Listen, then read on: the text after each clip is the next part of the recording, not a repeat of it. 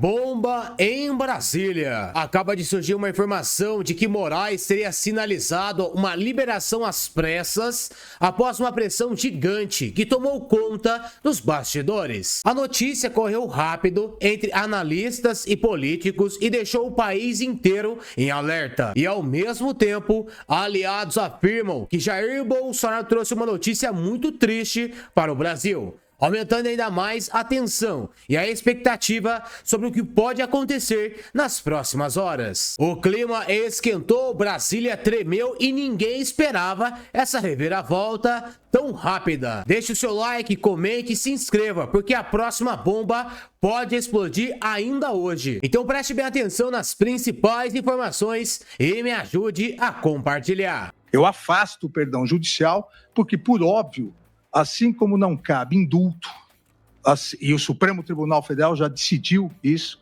assim como não cabe anistia, porque são espécies do mesmo gênero, clemência constitucional, não cabe também indulto, não cabe também perdão judicial, então não cabe indulto pelo presidente, não cabe anistia pelo Congresso Nacional, também não cabe perdão judicial pelo Poder Judiciário em crimes contra a democracia, crimes que atentem contra o Estado Democrático de Direito, crimes que atentem contra as cláusulas pétreas da Constituição, como o Supremo Tribunal Federal também já decidiu.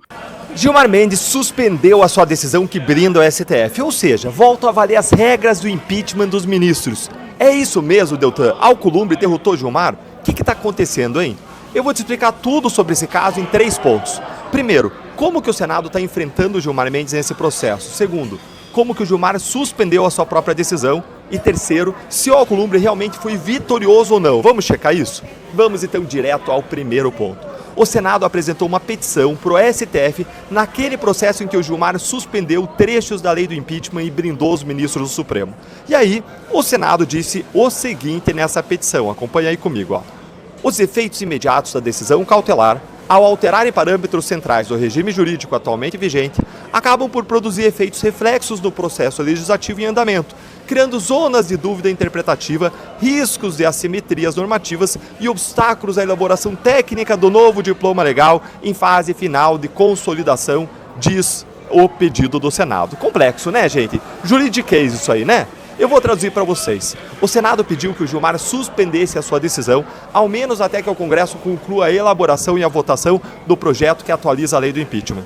A decisão original do Gilmar, aquela que brindou os ministros, ela foi uma decisão cautelar, ou seja, foi uma decisão dada em caráter de urgência. Só que o Senado diz que isso não é impeditivo para a revisão e para a suspensão da decisão do Gilmar. Olha aqui comigo, ó. Olha o que o Senado disse. A suspensão temporária da eficácia da decisão do Gilmar não vai ocasionar um dano efetivo ou um risco institucional à ordem constitucional, ao passo que permitirá a conclusão harmônica do processo legislativo em curso, ou seja, vai permitir concluir a avaliação pelo Congresso Nacional da nova lei do impeachment. E agora eu vou te mostrar que o inacreditável aconteceu, algo que parecia simplesmente impossível. O sistema voltou atrás. Gilmar Mendes voltou atrás. Como assim, Deltan? Alcolumbre venceu? Enquanto eu conto isso pra você, senta o dedo aí no like, curte o vídeo, ativa o sininho para não perder as notificações aqui do canal, para mais gente se unir à nossa luta e bora entender isso aqui. A imprensa ela disse que o Gilmar ele costurou um acordo nos bastidores com o Alcolumbre para suspender a sua própria decisão. Ou seja, a parte no processo, o Senado, combinou a decisão com o juiz. Olha, se houvesse uma simples conversa sem combinar nada, como aconteceu na Lava Jato, aí era um escândalo, né? Mas aqui em que eles realmente combinaram, aí tá tudo bem. Porque o STF, eles podem tudo, né? Eles são supremos. Dá uma olhadinha aqui comigo nessa matéria da Malu Gaspar, ó. Um acordo costurado nos bastidores fez o ministro Gilmar Mendes do STF suspender a polêmica decisão que dificultou a tramitação dos pedidos de impeachment contra os integrantes da corte, no trecho que impedia qualquer cidadão, incluindo parlamentares, de fazer pedidos ao Senado. O acordo foi articulado pelo ex-presidente do Senado, Rodrigo Pacheco, com o aval do atual presidente da Casa, Davi Alcolumbre, e a participação não só de Gilmar, mas também do ministro Alexandre de Moraes. Gente, isso foi publicado, esse artigo da Malu Gaspar, em que ela falava dessa articulação, foi publicado até mesmo antes da decisão, porque ela já sabia dessa articulação que existia. Ou seja, existiu mesmo uma articulação para isso. E aí a gente viu que, de fato, o Gilmar suspendeu a sua própria decisão, mas suspendeu, diga-se, em parte. E eu vou explicar porque isso é muito bizarro. Qual é o principal problema aqui? A decisão do Gilmar ela era monocrática, ou seja, ele deu sozinho. Era uma decisão cautelar ainda por cima, de urgência. É uma decisão que foi dada em virtude de uma urgência imaginária de que os ministros do STF estão sob um risco de impeachment pela lei atual e um risco que fere a separação de poderes. O problema é que quando o Gilmar decidiu suspender a sua decisão, ficou evidente que essa urgência que ele alegou existir nunca existiu. Vocês entenderam? Se houvesse urgência, não tinha que suspender a decisão. Não houve nenhuma mudança na lei agora, nesses dias, que justifique a alteração da decisão do Gilmar Mendes. O que o Senado diz é que está elaborando uma nova lei. E aí o Senado diz que então seria bom que Gilmar suspendesse a sua própria decisão. Mas nada mudou nesse cenário. Se existia um risco, ainda existe. Vamos dar uma olhadinha aqui no que o Gilmar disse na própria decisão dele? Dá uma olhadinha aqui comigo. Ele disse: a cooperação entre instituições pautada pela prudência, pelo diálogo e pelo respeito às normas constitucionais reafirma a maturidade do sistema democrático brasileiro e estabelece um precedente histórico de condução responsável em matéria de impeachment de ministros da Suprema Corte. Nesse contexto, eu entendo que o profícuo debate legislativo em curso evidencia a possibilidade de acolhimento parcial das demandas formuladas pelo Senado Federal. Ou seja, o Gilmar entendeu que a urgência foi encerrada apenas pelo mero debate no Senado sobre a lei de impeachment. É um escárnio com qualquer operador do direito um ministro do STF não citar um dispositivo constitucional para basear sua decisão. E por que ele não fez isso? Ele não fez isso porque a decisão dele é política, não é jurídica, não é constitucional. E vamos para o nosso último ponto. Isso tudo quer dizer que o Alcolumbre foi vitorioso nessa disputa? Não exatamente, gente. O Alcolumbre ele tinha dito que iria fazer acontecer contra o STF, mas ele tirou agora o pé do acelerador. Ele freou as coisas agora. Vejam como que ele já planejou deixar essa discussão da nova lei do impeachment para o ano que vem. Dá uma olhadinha aqui, ó. Olha aí, ó. Com o aval de Alcolumbre, revisão da lei do impeachment fica para 2026. O senador relator desse projeto de lei, o Everton Rocha, do PDT do Maranhão, ele é muito próximo do Flávio Dino e ele já adiantou que não vai apresentar o seu relatório sobre o projeto lá na CCJ do Senado neste ano. Dá uma olhadinha aqui nas razões que explicam esse movimento do Alcolumbre. Olha aí, ó. Aliados afirmam que o recado que precisava ser dado ao Supremo já foi enviado e que o momento é de trégua. Na terça-feira, o Senado também avançou com a PEC do marco temporal, outra proposta que também gera um desgaste na relação com o STF, que retoma a análise sobre o assunto nessa quarta. Certo, gente? Agora a questão que fica é: o avanço e a aprovação dessa nova lei do impeachment vai ser uma vitória do Senado ou para o Gilmar? Adivinha, hein? Dá uma olhadinha aqui comigo o que o próprio Gilmar Mendes disse na decisão dele. Interessante notar que os termos originais do projeto foram, em linhas gerais, ajustados para incorporar parcela significativa das orientações contidas na medida cautelar. Ou seja, a nova lei do Senado ela vai refletir a decisão de blindagem dada pelo próprio Gilmar. Então não foi uma vitória do Senado, foi uma vitória de Gilmar Mendes, que conseguiu exatamente o que ele queria. Inclusive, ele nem suspendeu toda a decisão. Apenas aquela parte sobre o PGR ser o ator responsável pelo pedido de impeachment e não qualquer cidadão. Ele manteve a outra parte muito importante sobre o novo quórum para o impeachment do ministro do Supremo. A gente tinha que adaptar agora, gente, aquele ditado que fala que a banca sempre ganha, né? E adaptar para o Brasil, para dizer que por aqui o Supremo sempre ganha. Mas e você? Você concorda? Quem foi vitorioso aí na sua opinião? Gilmar ou Alcolumbre? Conta aí para mim nos comentários. Departamento do... Os quais foram aplicadas a lei Magnitsky, não é? Ao ministro Alexandre de Moraes e também a sua esposa. Aí a nossa direção gentilmente disponibiliza a carta enviada ao congressista. Nos Estados Unidos, Geisiane, é muito comum as instituições responderem por carta, justamente cartas enviadas pelos congressistas. E o McCormick, ele até agradece, não é, à Secretaria de Tesouro, à administração Trump como um todo, em responder a sua carta. Agora, atenção ao presidente Trump sobre a lei Magnitsky. E eu falei e destaquei a questão do McCormick ser do estado da Geórgia. Lisiane, a cada 4 anos a gente ouve muito falar de swing states, quando a gente faz a cobertura das eleições americanas. O estado do McCormick é um estado importantíssimo. Os republicanos precisam vencer a Geórgia para continuar na presidência em 2028. Então, ele vem de um estado que pode decidir o resultado da eleição. Isso tem um peso maior, além da América, que um congressista do próprio partido possa exigir explicações do seu presidente. Mas ele também, além de comunicar os seus eleitores lá no 7º Distrito, ele manda, como eu disse, esse comunicado institucional à Casa Branca. Doutora Thaís, espero ter respondido sua pergunta. Gesiane. Rodrigo Bacelar acaba de sair da prisão. Mas será que ele realmente está livre? Tornozeleira eletrônica, recolhimento domiciliar e proibição de contato com investigados. O ministro Alexandre de Moraes soltou, mas amarrou. E enquanto isso, a defesa de Jair Bolsonaro alerta: a vida do ex-presidente está em risco na prisão. 2 casos, um mesmo ministro. Fique até o final porque o que está acontecendo nos bastidores do STF precisa ser dito. Antes de continuarmos com essa análise, eu preciso do seu apoio. Deixe o seu like agora para que mais pessoas possam ter acesso a essa informação. Depois de assistir até o final, deixe seu comentário dizendo o que você achou desse conteúdo e me conte de qual cidade você está nos assistindo. E se você ainda não é inscrito no Pensa Brasil, inscreva-se agora para continuar bem informado todos os dias. Vamos lá! Nesta terça-feira, dia 9 de dezembro, o ministro Alexandre de Moraes tomou uma decisão que está gerando debates acalorados em todo o país. Rodrigo Bacelar, ex-presidente da Assembleia Legislativa do Estado do Rio de Janeiro, teve sua liberdade provisória concedida. Mas atenção, liberdade com aspas bem grandes. Porque, na prática, Bacelar vai viver sob vigilância constante e com restrições severas que limitam completamente sua rotina. Vamos entender o contexto. Bacelar foi preso no dia 3 de dezembro, há menos de uma semana, portanto, no âmbito de uma investigação da Polícia Federal. A acusação é gravíssima. Ele teria vazado informações sigilosas de uma operação policial para o ex-deputado estadual conhecido como TH Joias, do MDB. E por que isso é tão grave?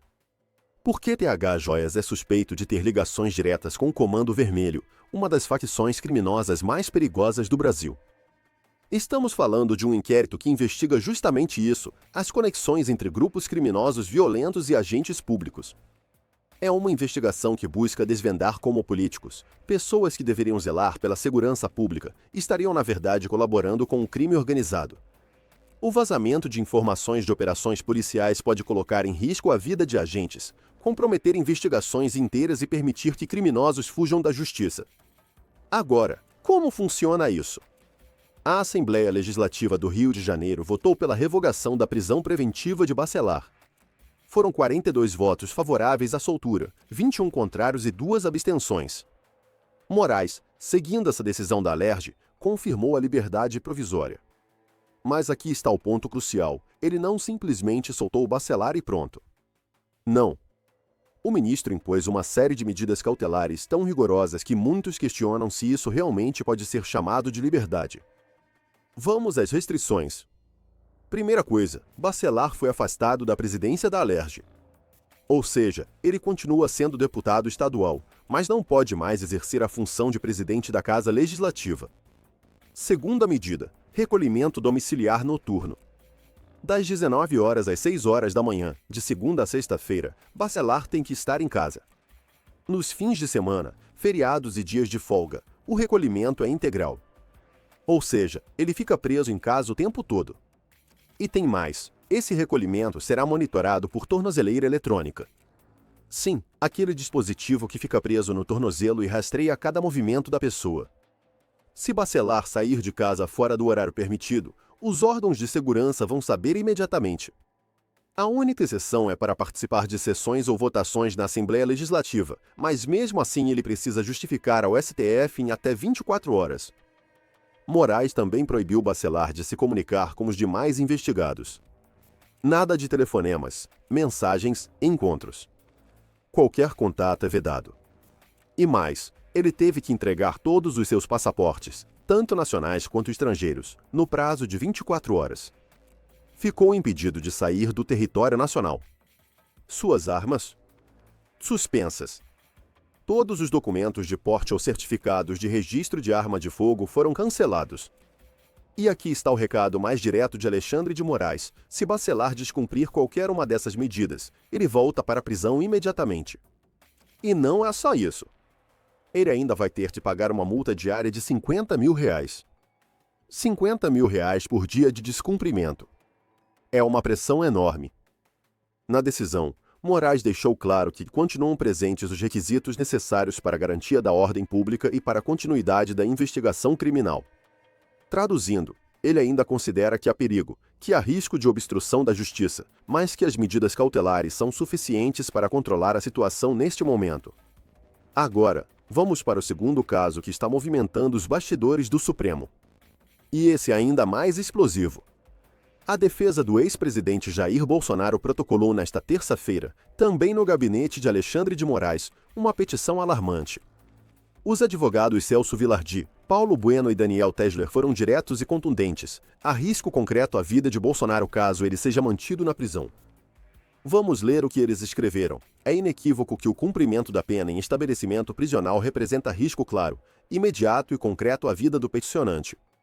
Sendo inviável, do ponto de vista médico e jurídico, exigir que permaneça em ambiente incapaz de prover o tratamento contínuo, a vigilância clínica e a resposta emergencial que seu estado de saúde demanda. Junto com a petição, a defesa anexou laudos médicos que detalham o estado de saúde do ex-presidente. E as informações são preocupantes. Bolsonaro está sofrendo com um quadro persistente de soluços, que pode parecer algo simples, mas que está gerando consequências graves. Esse problema potencializa a pressão abdominal e agrava dores na região, além de complicar uma hérnia que ele já possui.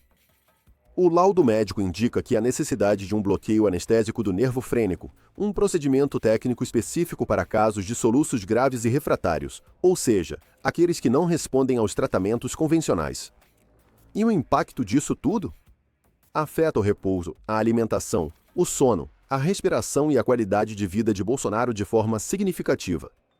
Mas não para por aí. A defesa aponta ainda que Bolsonaro tem patologias pulmonares sérias. Essas condições são agravadas pela doença do refluxo gastroesofágico e pelas múltiplas cirurgias abdominais que ele já fez ao longo da vida, especialmente depois da facada que sofreu em 2018. As tomografias do tórax realizadas em 2024 e 2025 mostram alterações preocupantes. Os advogados listam problemas como alterações parenquimatosas decorrentes de processo aspirativo crônico, atelectasias, congestão pulmonar e pequeno derrame pleural bilateral. Para quem não está familiarizado com termos médicos, estamos falando de complicações nos pulmões que podem evoluir rapidamente se não houver monitoramento médico constante. E a defesa é enfática: o quadro não é eventual ou pontual. Trata-se de doença grave, crônica, progressiva e múltipla. Eles argumentam que esse conjunto de problemas de saúde se enquadra exatamente nas hipóteses legais que permitem a flexibilização da pena, especialmente a prisão domiciliar humanitária. Para reforçar o argumento, os advogados citaram um precedente importante, o caso do ex-presidente Fernando Collor. Collor recebeu do próprio STF a concessão de prisão domiciliar humanitária devido a questões de saúde. E a defesa de Bolsonaro faz questão de frisar que a condição clínica de Collor era significativamente menos complexa do que a situação atual do ex-presidente. A mensagem da defesa é clara: se Collor teve direito à prisão domiciliar em uma situação menos grave, Bolsonaro tem ainda mais motivos para receber o mesmo tratamento. Eles alegam que manter o ex-presidente em um estabelecimento prisional comum, sem a estrutura médica adequada para tratamento contínuo e resposta a emergências, seria colocar sua vida em risco real. Agora, o que conecta esses dois casos? Alexandre de Moraes. O mesmo ministro que concedeu liberdade vigiada a Bacelar é quem vai decidir sobre o pedido da defesa de Bolsonaro. E isso levanta uma série de questionamentos no cenário político brasileiro. Estão nos vendo dois pesos e duas medidas? Critérios diferentes para situações parecidas? Ou as circunstâncias são realmente distintas o suficiente para justificar tratamentos diferentes? O debate está aceso. De um lado, há quem defenda que ambos os casos merecem tratamento humanitário, considerando as condições de saúde e os direitos fundamentais. De outro, há quem argumente que a gravidade das acusações deve pesar mais do que questões médicas quando estamos falando de crimes contra o Estado ou ligações com o crime organizado. O que sabemos com certeza é que essas decisões vão reverberar por muito tempo no debate público brasileiro. A forma como o judiciário lida com figuras políticas de alto escalão, as condições impostas para liberdades provisórias e os critérios para prisões domiciliares humanitárias são temas que interessam a todos nós, cidadãos que queremos um país com justiça igual para todos. E você, o que pensa sobre tudo isso? Será que Rodrigo Bacelar está realmente livre com tantas restrições? E quanto a Bolsonaro, a condição de saúde justifica uma mudança no regime? Essas são perguntas que precisam ser debatidas com seriedade, sem paixões políticas cegando nossa capacidade de análise. Eu quero muito saber sua opinião sobre esses dois casos. Deixe aqui nos comentários o que você acha dessas decisões e como você vê a atuação do STF nesses processos. Vamos debater com respeito e argumentos. E não esqueça de se inscrever aqui no Pensa Brasil para continuar recebendo análises aprofundadas sobre os temas que realmente importam para o nosso país. Um forte abraço e até o próximo vídeo. Mais um ex-presidente é preso, mas o motivo é completamente diferente de Bolsonaro. Ver um ex-presidente da República sendo preso por corrupção é algo salutar. Diferente do que, ora, ocorre com Jair Bolsonaro, um refém dos corruptos. O ex-presidente da Bolívia, Luiz Arce, foi detido nesta quarta-feira, dia 10, e encaminhado para a unidade policial de La Paz. Segundo informou Maria Nela Prada, que ocupou o cargo de ministra da presidência durante sua gestão. A detenção acontece dentro de uma apuração que investiga possíveis atos de corrupção. Até agora, não foram divulgados detalhes sobre as denúncias ou sobre o andamento do processo. Maria Nela Prada, que integrou o governo de Arce, confirmou que o ex-presidente foi levado às dependências policiais da capital, sendo a responsável por tornar pública a situação. No momento, ainda não há esclarecimentos adicionais sobre os motivos exatos da detenção, quais acusações Arce poderá enfrentar ou por quanto tempo permanecerá sob custódia. Tá aí, pessoal, mais uma notícia que explode no nosso país, mostrando mais um ex-presidente sendo preso por corrupção. Enquanto isso, aqui no Brasil, a gente tem Jair Bolsonaro, um preso político, sendo perseguido pela ditadura do nosso país. O presidente atual, Lula da Silva, isso sim foi um verdadeiro golpe no Brasil, que saiu da sede da Polícia Federal, sendo preso, condenado em primeira e segunda instância e voltou para a presidência. Isso sim é um golpe. Ele foi preso por corrupção. Foi preso por desvio de dinheiro, lavagem de dinheiro, esquema em cima de esquema. Todo mundo conhece o passado e também o atual governo que está agora aí, de Lula da Silva, aonde só pensa em roubalheira. A hora que terminar esse governo e a gente assumir a presidência da República com o Flávio Bolsonaro ano que vem, a gente tem que colocar os corruptos, ladrões, na cadeia também. Não tem como aceitar um ex-presidente da República, que é o caso de Jair Bolsonaro, que não tem um crime em cima dele. Qual que é o crime? Um golpe de Estado. Um golpe que nunca aconteceu. Um golpe que sem armas. Um golpe que quando aconteceu o 8 de janeiro, ele estava nos Estados Unidos. Mas a mídia, a imprensa, sempre batendo, falando, olha, tá aí mais um ex-presidente da República preso por um golpe. A gente tem que colocar os verdadeiros criminosos na cadeia, que é o caso de Luiz Inácio Lula da Silva e também aquela quadrilha criminosa que tomou o poder lá em Brasília. A gente não pode perder a esperança, continuar lutando para que coisas melhores aconteçam no Brasil.